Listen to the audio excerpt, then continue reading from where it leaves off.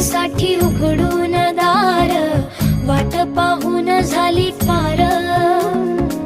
चिंता हरून देवा थकला असणार, दे माझ्या खांद्यावर भार. थोडा इथं टेकून जा, घास खाऊन